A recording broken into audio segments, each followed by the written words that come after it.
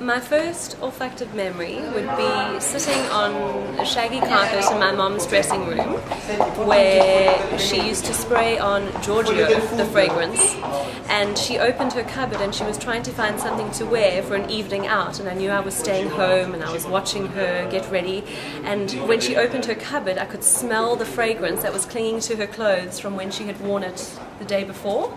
And so for me the remnants, I guess, of the fragrance Giorgio are quite particular, and I guess that's my first fragrance memory.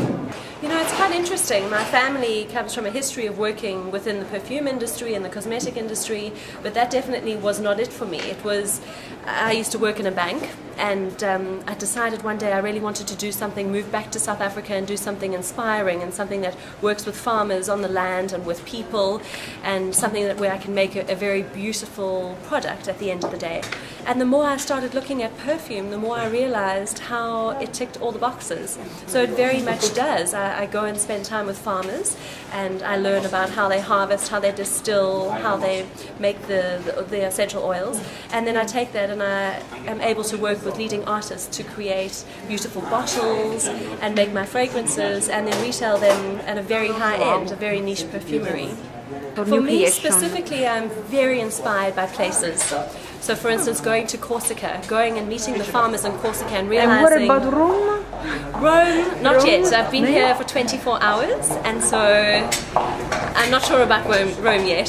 But yeah, really going to where the farmers are and understanding what they're doing on the land and what the geography of the land is, what the air temperature is like, understanding the ocean there, the currents, and being inspired by the environment in different places. So all of my fragrances are inspired by places.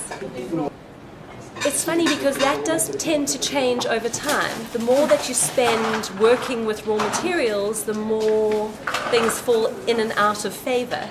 So for instance, in the beginning, I think I very much loved floral fragrances because they're so complex in their singular form. But now I'm starting to quite enjoy smells that aren't that pleasant or are far more interesting, and I like to equate it to music. So for instance, when you're younger you probably like pop music and popular culture, and the older you get the more you prefer more complex music like classical music or jazz, and so for me it's very much about the complex smells that I enjoy. As for a fragrance I don't like, I'm trying to uncondition myself to have nothing that I don't like, because I'd like to have a clean slate to work from. Yeah. My creative process is very much to go to the place, directly to the source, working with the farmers. And the way I start is with visuals. So I very much take a camera and start documenting different textures, different colors, different moods, different lights. And from there, a theme develops, and very much the raw materials from the place. I will take, for instance, say Madagascar, the Kananga odorata, the ylang ylang. I'll take that and I'll work with that and see what it smells like in the beginning, see what it smells like over time on the skin, see what it smells like on the land where they're doing the distillation, what the flowers smell like in the morning, in the afternoon, in the evening, and then perhaps the ylang ylang will be the consideration for that full fragrance. And after that I will take other raw materials and concertina them into the fragrance to make it a well-rounded form. Yeah.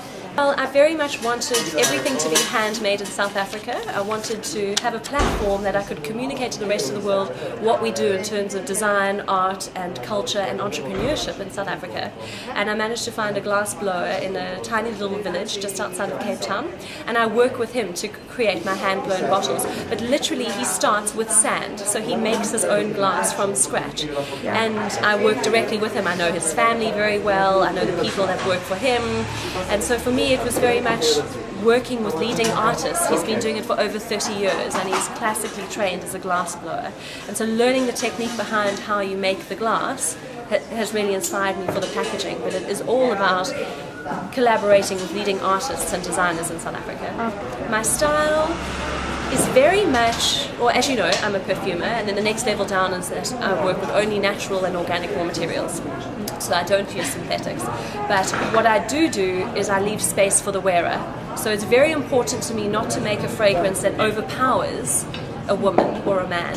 It's important that the fragrance works with the person and the person's personality.